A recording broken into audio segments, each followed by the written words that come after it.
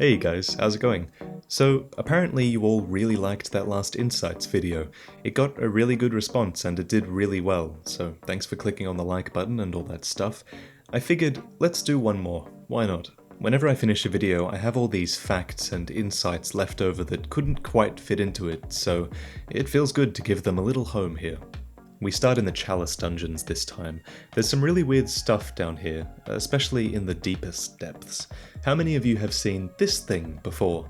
It's listed as a Labyrinth Mole in the wiki, and statistically, it has to be the rarest creature you can find in Bloodborne.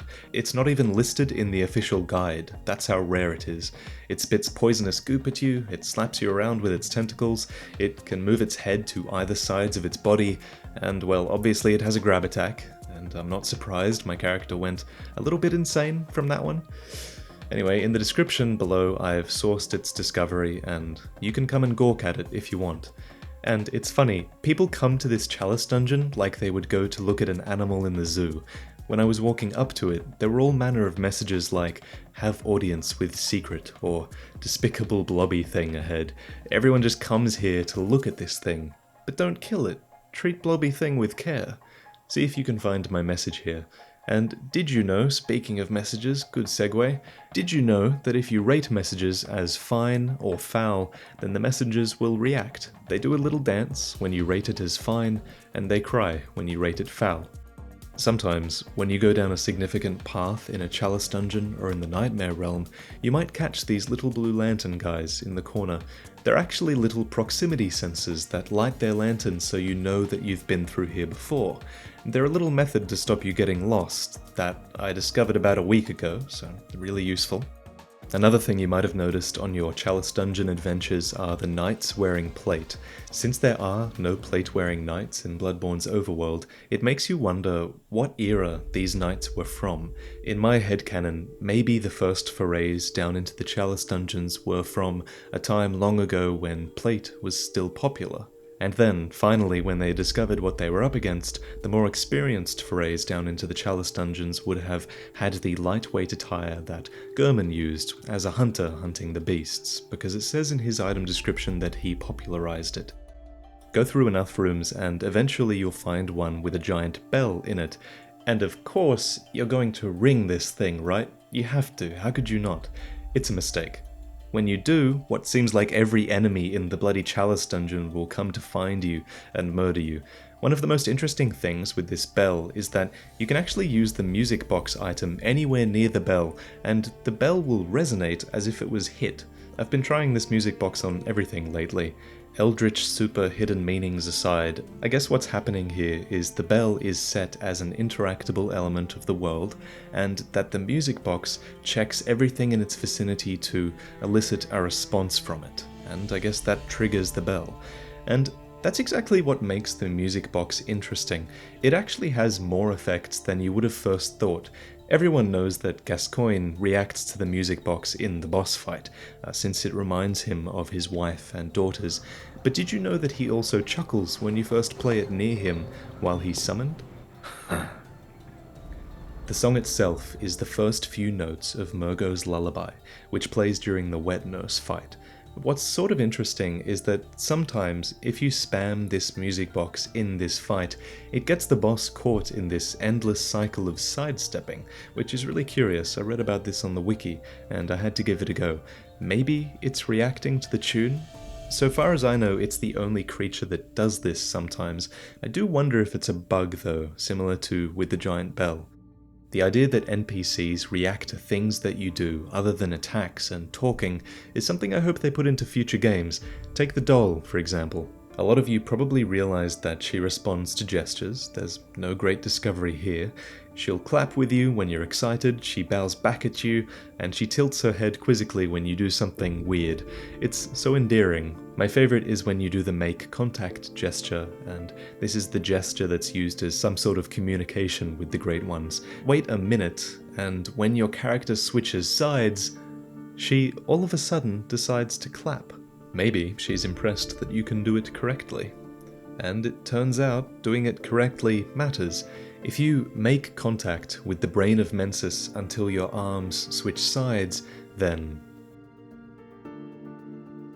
You get the fully upgraded Moon rune, which is the one that gives you more blood echoes, and this is the rune that also mentions that the Great Ones are sympathetic in spirit, which is appropriate. The Nightmare of Mensis building is one of those places that's able to be seen from the Nightmare Frontier, and I love little details like these. It makes you feel a little bit like you're exploring a real world. Bloodborne does it fairly convincingly. Other areas I've noticed are that Castle Cainhurst can be seen from Hemwick Charnel Lane, and you can also see the observatory at Byrgenwerth from the Forbidden Forest. Are there any I'm missing? You can let me know in the comments. I probably am missing some. The 10th little insight is to do with the Beast Roar. Just like all the Force spells in previous games, Beast Roar deflects projectiles. Whether it be giant boulders, fireballs, bullets, you name it, just roar them away. Number 11. Did you know that there's a hidden exit when you're riding up the Cathedral Ward elevator? I didn't until recently. It leads to the top floor of Cathedral Ward, which houses the Formless Erden rune and the urn costume for the messengers. It also lets you do this. Number 12 takes us to the abandoned Hunter's Workshop.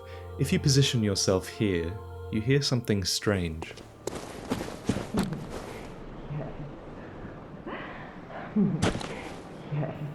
It's the sound of an old woman laughing, repeating the same sound over and over again. We've actually tracked down this sound to a door in an alleyway in Cathedral Ward. Oh, for the deepest, widest gratitude, yes. Yes. And it's a bizarre glitch, to say the least. It's so weird that a voice file would just start playing here, and it's especially weird because this is a voice file that's located at the end of one character's line of dialogue, and it's not the full voice file. It's very strange. But sometimes in Bloodborne, things are in the game without too much purpose. Take the Ring of Betrothal item, for example. You find it in the Tumeru Ihil Root Chalice dungeon, and you can use it to propose to Annalise, the Valeblood Queen. Even with all the hard work that you do for her, you still get rejected, and it turns out you're doing some pretty gross stuff for her. Annalise enlists hunters who go out and hunt other hunters so you can get their blood dregs and feed them to your queen. And she consumes these so that she can, and I quote, one day bear a child of blood. But have you ever looked closely at what the blood dregs are? When you do, it makes sense why they might help her bear a child of blood. They're clearly meant to resemble sperm. Maybe in the DLC there will be a use for that ring, but so far there's nothing that's been found. Another item like this is the Yharnam stone, which you get when you kill Queen Yharnam in the Chalice dungeon. It reads, "The queen lies dead, but her horrific consciousness is only asleep, and it stirs in unsettling motions." The Yharnam stone implies that the queen lives on, whether inside this stone or in the nightmare realm perhaps. It reminds me entirely of Annalise, Queen of the Valbloods, since she's the only other character who is immortal and she's capable of living on in a lump of flesh. And make no mistake, there are actually a lot of connections between these two characters. I was really excited about this when I discovered it around the time I was doing the Cainhurst lore video, but none of this information really fit in that video because it does take a while to explain, but bear with me. Even the song that plays during Yharnam's boss fight is titled Queen of the Valbloods, which is the same song that plays when you fight Ligarius, who guards the actual Queen of the Valbloods. So let's list some of the connections. There are two undying queens who leave behind a bloody token of their immortality. These are two queens that share the Queen of the Valbloods soundtrack. There are also two queens with strong connections to blood. One of them started a line of followers who partook of her blood, that's Annalise, and the other one wields a kind of blood sorcery when she fights. Both of them are also related to the Ring of Betrothal, which is a ring found in Tumeru Ihil, which is also Queen Yharnam's Chalice dungeon, and the description of the ring clearly relates to Queen Yharnam. And Queen Annalise is the only character who recognizes this ring as a wedding ring that says it's only permitted to those who are slated to bear a special child, which is a phrase that applies to both queens. So I just rambled on quickly about their similarities, but what does this mean? What are some of the consequences for Bloodborne's timeline, for example?